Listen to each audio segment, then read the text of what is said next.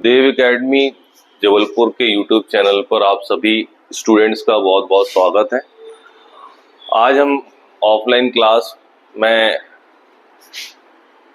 Preposition पढ़ रहे हैं और सभी स्टूडेंट्स जो हमारे साथ ऑनलाइन जुड़ना चाहते हैं उनके लिए भी मैं एक इम्पॉर्टेंट रूल आपको बताने वाला हूं, जो बहुत ही इम्पॉर्टेंट है। एग्जाम में इसके क्वेश्चंस पूछे जाते हैं। बहुत ही कम ही लोगों को ये पता है कि इस टाइप के क्वेश्चंस में हमें करना क्या पड़ता है, क्योंकि आप जैसे कि जानते हैं कि प्रीपोजिशन जो आपका टॉपिक होता है, ये छोटे छोटे वर्ड्स होते हैं इंग्लिश के, पर ये बहुत ही कंफ्यूजिंग होते हैं इनका यूज करना। तो सबसे पहले तो हम ये देखेंगे कि प्रीपोजिशन, मैंने आपको क्लास में पढ़ाया है कि प्रीपोजिशन बेसिक्स क्या होते हैं, पर आज हमारे पास ये रूल आया है जिसमें हमने एक नोट करके ये लिखा हुआ है कि जितनी भी ये सारी जो आप स्क्रीन पर देख रहे हैं ये हमारे सारी वर्ब्स हैं, और इन वर्ब्स को हम क्या करते हैं जब सेंटेंस में यूज करते हैं, और जो सेंटेंस होता है वो एक्चुअली एक्टिव वॉइस का होना चाहिए। एक्टिव वॉइस एक्चुअली में टेंस कहलाता है, और टेंस के जब हमारे पास सेंटेंसेस होते हैं उनमें हम इन वर्ब्स का जब प्रयोग करते हैं, तो ये सारी वर्ब्स का जब हम टेंस में प्रयोग करते हैं तो यहाँ पर रूल भी लिखा हुआ है कि जब ये वर्ब्स एक्टिव वॉइस में प्रयोग किए जा रहे हों तो इनके बाद किसी प्रीपोजिशन का प्रयोग नहीं होगा। ये थोड़े से कंफ्यूजिंग इसीलिए होते हैं क्योंकि ये जो वर्ब्स के जो मीनिंग्स होते हैं इनके बाद हमें ऐसा लगता है कि कोई ना कोई वर्ड यहाँ पर लगना चाहिए एज अ प्रीपोजिशन, और वहीं पर सबसे बड़ी कंफ्यूजन होता है। आपके पास you have 4 option in examination hall, आपके पास 4 ऑप्शन होते हैं जिसमें आपको एक सिलेक्ट करना होता है, ठीक है। उसमें आपके पास जब वे चारों ऑप्शन में प्रीपोजिशन हो तो इट माइट बी इजी, ये थोड़ा सा इजी हो जाता है। पर यदि आपको 3 ऑप्शन दिए हैं और एक जगह नो प्रीपोजिशन दिया है तो ये आपको थोड़ा कंफ्यूजिंग हो सकता है, क्योंकि वहां पर आपके दिमाग में क्या लगता है, ज्यादातर स्टूडेंट कंफ्यूज हो जाते हैं कि एक जगह लगाने के लिए बोल रहा है और एक जगह नहीं लगाने के लिए बोल रहा है। तो वहां पर आपको ध्यान रखना पड़ता है, उन सेंटेंसेस को आपको बहुत अच्छे से पढ़ना पड़ता है जिससे कि आपको ये समझ में आए कि मुझे एक्चुअली इस सेंटेंस में करना क्या है। तो ये बहुत ही इंपॉर्टेंट हमारा एक रूल है, इसको हम रूल ऑफ द डे कहेंगे अपनी क्लास में जब हम प्रीपोजिशन को पढ़ रहे हैं, ठीक है। तो सबसे पहले बताता हूं कि ये सारी जो वर्ब है, चाहे स्ट्रेस ले लें, स्ट्रेस का मतलब होता है दबाव डालना किसी पर, ठीक है। फिर आगे देख रहा है एम्फसाइज करना, सेम मीनिंग आता है स्ट्रेस का, ठीक है।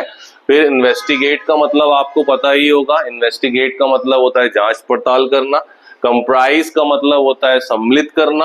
अकम्पनी मतलब साथ साथ लेकर चलना। कंसीडर मतलब विचार करना, ठीक है। वायलेट का मतलब हिंसा करना या भंग करना, किसी चीज का विखंडन करना, वो कहलाता है। परवेट की बात करते हैं तो व्याप्त हो जाना होता है, हम फैल जाना, ठीक है। प्रोसीड की बात करते हैं तो इसमें होता है आगे बढ़ना। सक्सीड की बात करते हैं तो सफल होना। इन्वेड मतलब घुस जाना कहीं पर जैसे हमारे देश में कई टेररिस्ट अटैक हुए हैं तो टेररिस्ट का क्या करते हैं, वेलकम थोड़ा है कि एकदम से हम बस से आ रहे हैं, वो घुसते हैं, ठीक है। तो वो क्या कहलाता है, सेंध मारना जिसे हम बोलते हैं, तो इन्वेड कहता है। रेसिस्ट का मतलब होता है किसी चीज को रोकना। इंटर मतलब अंदर प्रवेश करना।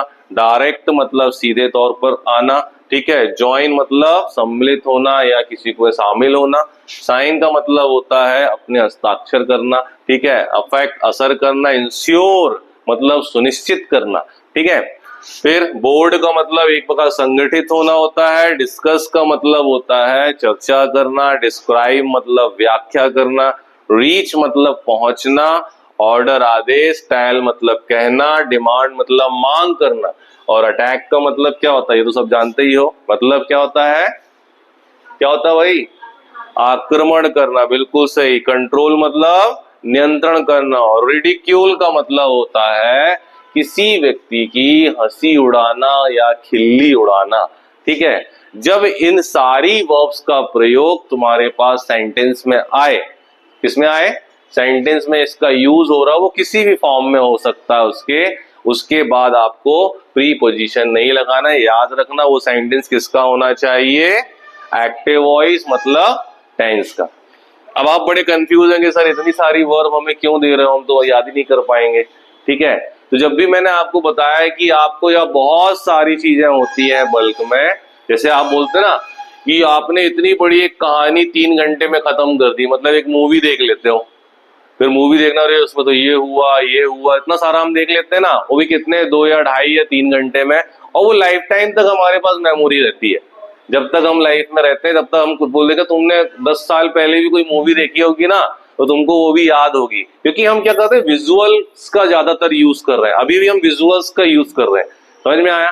पर हम इसको इमेजिनेशन में कैसे डालें, वो तो किसी भी स्टोरी एक लेकर उसको इन सारे वर्ड्स को डाल दो, तो वो तुमको 1-2 बार जब रिवाइव करोगे ना अपने माइंड में स्टोरी, ऑटोमेटिकली क्या होगा कि ये वर्ड्स तुम्हें कहीं ना कहीं कनेक्ट हो जाएंगे, क्योंकि वर्ड्स को याद करने का केवल एक ही तरीका होता है, उनको किसी ना किसी चीज में कनेक्ट करना। क्योंकि आप यदि आपका मीडियम नहीं है, आप इसको ज्यादा यूज नहीं करते हैं, पर हमें एग्जाम तो देना है और एग्जाम तक हमें उसको अपने दिमाग में रखना है, तो कैसे याद रहेगा, उसको हम कनेक्ट करके रखते हैं अपनी डेली लाइफ में, किसी न किसी जो हम रोज काम करते हैं, रोज एक्शन करते हैं, उसमें कनेक्ट करके रखो, तो ऑटोमेटिकली जब भी वो आएगा, वो काम हमारे पास आएगा, वो वर्ड हमको समझ में। तो यही चीज आपके एग्जाम में हो जाएगा कि जब आप एग्जाम में उस चीज को याद रखोगे, अरे यार ये तो मैंने पढ़ा है, इसको मैं यहाँ इसको इस चीज से कनेक्ट किया था, ऑटोमेटिकली वो वर्ड याद हो जाएगा। देखो, इन यदि सारे वर्ड्स को याद रखना है तो आपको बहुत अच्छे से पता होगा कि हमारे देश में, इंडिया में तो खासकर, हम कई अटैक्स झेले हुए हैं टेररिस्ट के, ठीक है, पुलवामा हो चाहे पहलगांव हो, हमने कई अटैक्स झेले, अभी भी हम उससे लड़ ही रहे हैं, ठीक है, आतंकवाद से। तो एक पहलगांव का हमले के बाद जब उरी ऑपरेशन हुआ, आप सबको पता उरी ऑपरेशन,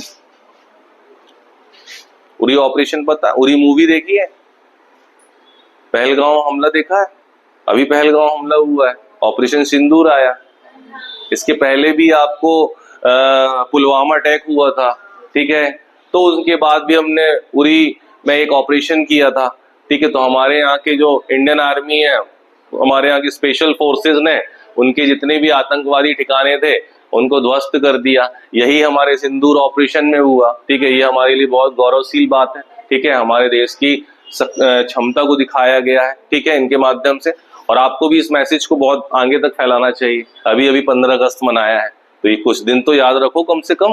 हाँ, चलिए, तो यदि देखो क्या होता है कि जब हमारे देश पे अटैक हुआ, टेररिस्ट अटैक हुआ, उस समय तो हम जानते नहीं है कब होने वाला है, ठीक है, पर हम फिर भी उसके लिए तैयार रहते हैं कि यदि होगा तो हम उसको जरूर उससे लड़ेंगे भाई, उसको जवाब भी देंगे।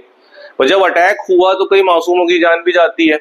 जब अटैक हो गया और अब जब देशवासियों को पता लगा, तो देशवासियों की जो भावनाएं हैं देश के लिए, उसका दबाव जो अभी रिसेंटली में सरकार है जो शासन में, उसमें बढ़ने लगा। मतलब क्या जाएगा, स्ट्रेस, समझ में आया, दबाव आ गया, एम्फसाइज करने लगे हम लोग कि भैया क्या करोगे क्या करोगे, अब हमको भी जवाब देना है। तो सरकार ने क्या किया, ठीक है, जो भी एजेंसियां होती हैं, जांच एजेंसियां होती हैं, उनको आदेश दिया कि आप क्या करो, इन्वेस्टिगेट करो कि भैया ये कैसे हमला हुआ है, जांच पड़ताल करो इसकी, समझ में आया। और जांच पड़ताल करने के बाद क्या करना है, सारे डेटा, सारी जानकारियों को क्या करना है, कंप्राइज करो, मतलब सम्मिलित करो, समझ में आ रहा है, ठीक है। और सबको एक साथ जोड़ो। अब जितने डिपार्टमेंट इसके साथ काम कर रहे हैं, तो कंपनी का मतलब क्या होता है, साथ साथ जोड़ना, ठीक है। और ये जो हमला हुआ है इस पर विचार करो, ठीक है, विचार करो कि ये कैसे हुआ है। कंसीडर का मतलब क्या होता है, विचार करना, ठीक है। ये जो हिंसा हमारे, ठीक है, जो भंग कर रही है, हमारी देशभक्ति को भंग कर रही है, विखंडन कर रही है, ठीक है, ये क्यों हो रहा है, इस पर हमें विचार करना है, ठीक है। ये आतंकवाद हमारे देश में फैल कैसे रहा है, परवेट का मतलब मैंने बताया था ना, क्या होता है, फैलना, ठीक है। ये लोग आगे कैसे बढ़ रहे हैं धीरे धीरे हमारे देश के अंदर, ठीक है, और कैसे अपने प्लान में जो भी वो प्लानिंग कर रहे हैं उसमें कैसे सफल हो रहे हैं, समझ में आया, ठीक है। इनके जो जहां से ये इंटर हो रहे हैं, मतलब घुसने की जगह को ढूंढो। इन्वेट का मतलब मैंने बताया था ना, सेंध मारना, घुसना, ठीक है। और उस जगह को क्या करना, हमें रेसिस्ट करना है। रेसिस्ट का मतलब क्या होता है, रोकना, ठीक है।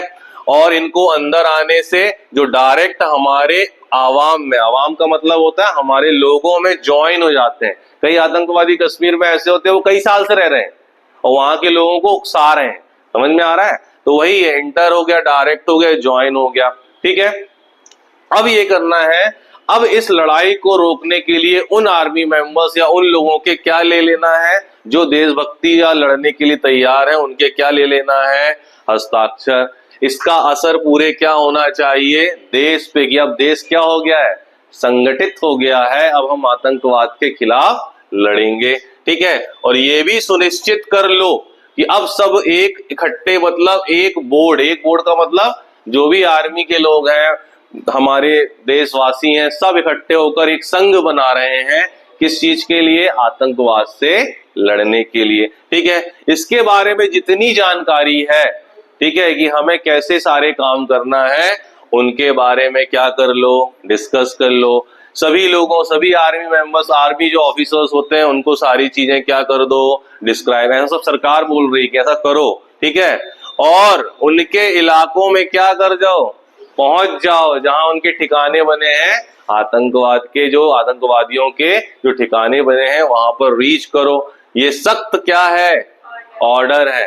ठीक है, ये अब जनता कह रही है और जनता की क्या है, डिमांड है कि अब बिल्कुल हमें नहीं रुकना है, अब हमें क्या करना है, अटैक करना है। ठीक है, और इस आतंकवाद को क्या करना है, कंट्रोल करना है। ठीक है, जिससे कोई भी दूसरे देश के लोग या दूसरा देश हमारे देश की हंसी ना उड़ा पाए। रिडिक्यूल का मतलब मैंने क्या बताया था, उपहास करना और हंसी उड़ाना। तो लास्ट में क्या जाता है कि कोई भी देश हमारे देश पे, हमारे रक्षा एजेंसियों पे या हमारी आर्मी पे, हमारे लोगों पे हंसी ना उड़ा पाए कि भारत देश पे इतने हमले होते हैं, उसके बाद भी है कि जवाब नहीं था। हमने जवाब दिया है और आगे भी करारा जवाब देंगे। ये डर हमें उनके ऊपर रखना पड़ेगा कि हमारे देश में बहुत शांति है, सुकून से लोग रहते हैं, ये आतंकवाद बिल्कुल नहीं बढ़ना है। और इस चीज को, इसके खिलाफ हम सभी देशवासियों को बिल्कुल बढ़ चढ़ कर हिस्सा लेना चाहिए। ठीक है, ऐसी सोच रखो जिससे हम अपने देश की सेवा आसानी से कर सकें। तो इस छोटी सी स्टोरी में मैंने सारे वर्ड्स को डाल दिया। इसी स्टोरी को बार बार 2-3 बार आप इन्वाइव करेंगे ना अपने दिमाग में, ऑटोमेटिकली सारे word, invade, consider, proceed, succeed, ये सब आपके दिमाग में आते जाएंगे। और कभी भी आपको ये सेंटेंस मिले और इनके बाद फिल इन द ब्लैंक हो, नीचे ऑप्शन में प्रीपोजिशन हो, तो हाथ जोड़ के विनती है कि कतई इनको, इनके बाद प्रीपोजिशन नहीं लगाना है। ठीक है, जब ये active voice, as active voice में यूज होते हैं, मतलब टेंस में यूज होते हैं, तो लिखा हुआ है रूल कि ये जा रहे हो तो इनके बाद किसी भी प्रीपोजिशन का प्रयोग नहीं होगा। समझ में आया? ठीक है, तो ये थॉट ऑफ द डे है, रूल ऑफ द डे भी समझो इसको अच्छे से दिमाग में रखना। नेक्स्ट क्लास में फिर और इसी तरीके से नए नए रूल्स हम देखते जाएंगे जो आपके आगामी एग्जाम्स के लिए बहुत ही ज्यादा इंपॉर्टेंट रहेंगे। Thank you very much.